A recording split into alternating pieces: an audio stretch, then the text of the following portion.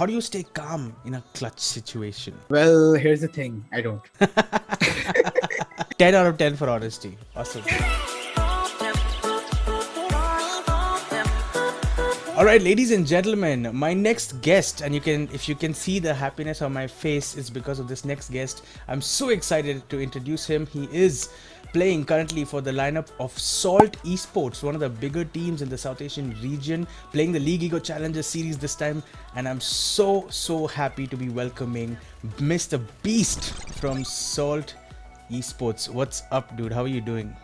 I'm doing pretty good. How are you? Doing well, man. So excited to have you here. Thanks so much for being here, making the time. Hey, do you want to just tell us a little bit about yourself? I mean, obviously we know who you are, but a little bit more, and then we'll just take it from there. My name is Mohammad Hamza, and I started playing Counter-Strike 1.6 at the age of like 14 or 13 something.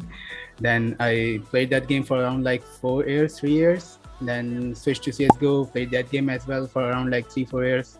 Then when Valorant came out, I was like, this game is going to be a big thing. So I switched to it. So, I've always been curious on what the gaming scene like is in, what is the gaming scene like in Pakistan and in Karachi? And are there any regions in Pakistan where you feel gaming has sort of taken off more than, other places? In Pakistan, it's not quite pretty because there's been many issues in Pakistan, such as electricity issues and internet issues, but we're going through it. And in Karachi and in Lahore, I want to say in Karachi and Lahore, these are the two biggest cities in Pakistan in which esports is like quite big. Right, and that's because they are like the bigger metropolitan kind of cities. And so the people are generally more exposed to things like gaming and stuff like that. Yeah, I mean, dude, internet, electricity issues, India, we're the same, bro. It's just the bigger cities like Bombay, Bangalore, Delhi and all, it's kind of better. But, dude, it's the same. I hope we're all the same, bro. How has the journey been with Salt eSports? If you can walk us through that just a little bit. Journey with Salt eSports has been pretty good. It's been a quite learning experience for all of us. And this lineup has been around for a while. You've been playing with them for a while. Yep, it's been almost an year now. But Heads and Trick left us, and we found 2 new players. But it's not official right now, so I'm not gonna tell their names.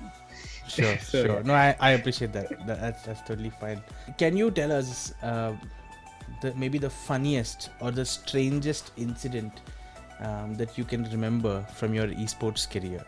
My old teammates pulled out a prank on me, and they told me that our teammates named Jivix left us, and I was so upset by that news. They even made a video of me, and I was sitting on a chair, and I was like, what to do next? It was quite embarrassing and funny as well. Oh my gosh, you have quite the pranksters on your team. Yikes. Yeah. I would have been upset too.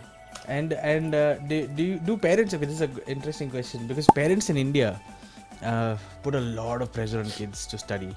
And I was talking to Sami, and he was saying, bro, same in Bangladesh. And I'm assuming that the same would apply for Pakistani parents as well. Is it that way? Do they put a lot of pressure on academics and doing well in studies? Yes. I've been through that as well, and they put a lot of pressure. They just want us to study. They just want us to focus more on studies and less on games. Even right now, they just come on me and tell me to shut down my PC because it's been like so much time and etc. Right. No, I can imagine, dude. I can imagine. But what would you say is your message to the aspiring young kids in the scene who want to make it big in esports? I would say if you have a potential to go for it, just believe in yourself, man. You're gonna go big. Well said, man. Well said. And of course, the pressure from parents is always difficult to deal with. But then, they're doing it because they love you. That's the only reason that they're doing it. That's the point. But yeah, hopefully in the future, they will. And mindsets are changing though, right? Lately, more and more parents. That. Yeah, and that's. Hey, I'm a parent too. I have a daughter. She plays Valorant. But I'm just. Good. But I'm saying that more and more parents are starting to see that this can be a career option. Kids are making money out of this. They're able to feed. Put the food on the table, and for me, that's very, very exciting about our scene that's happening. So, but thanks for sharing. That's really cool. Do you feel like taking breaks from the game can help you, or do you think they will make you worse? Taking breaks from the game is definitely going to help you because it's going to build up your mental health, and mental health is really important for the game. Right, right. That is so true, and I feel like not enough people talk about that, you know. And I think there's a whole science behind esports psychology. Yeah, even having a simple activity such as going gym or playing cricket, that would be enough as well. Because Right. No, I agree with you, man. I mean, yeah, I mean, my next question was, are there any days that you feel like you don't want to play Valorant at all because it's just been such a bad, experience? Does yeah, that happen? many times, every time, mostly every time in playing when I'm playing like competitive games, those competitive players are so bad. They always get on my nerves. Absolutely. No, I totally understand that feeling. And I think you're right. Mental health, sports psychology, esports psychology, it all helps in just becoming a better competitor when it matters. And if you're getting tilted from, matched queues or matchmaking queues, then maybe taking a break is a good idea. That's a good thought. Any teams from the LeagueEGO Challenges series that you're particularly looking forward to playing against? I want to say Exili because they're looking pretty good. Who would you say is your toughest opponent from India right now? We played like 4 games against them, Enigma, and we have lost, all 4 of them. And do you think having a coach is important, or do you think that having a separate coach position is not really necessary for a team to win? Having a good and right coach is important. Otherwise, it's just gonna be a waste of money and time. Right, absolutely. And by good coach, you mean someone who's able to support the team, who Yes. understands how they're feeling, instead of just pointing out the mistakes, which is not something that people want to hear about after they lose a game, right? How do you stay calm in a clutch situation? Well, here's the thing. I don't. I simply don't. Well said. Appreciate the honesty, man. 10 out of 10 for honesty. Awesome. Honestly, neither do I.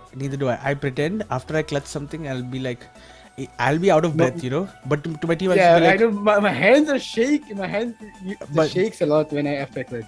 and in the voice chat, I'll just be like, easy. Yeah, I know.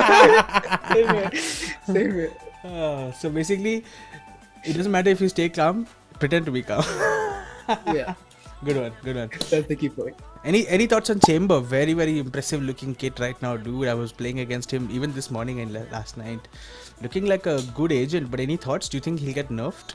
Nerfed? I don't think so.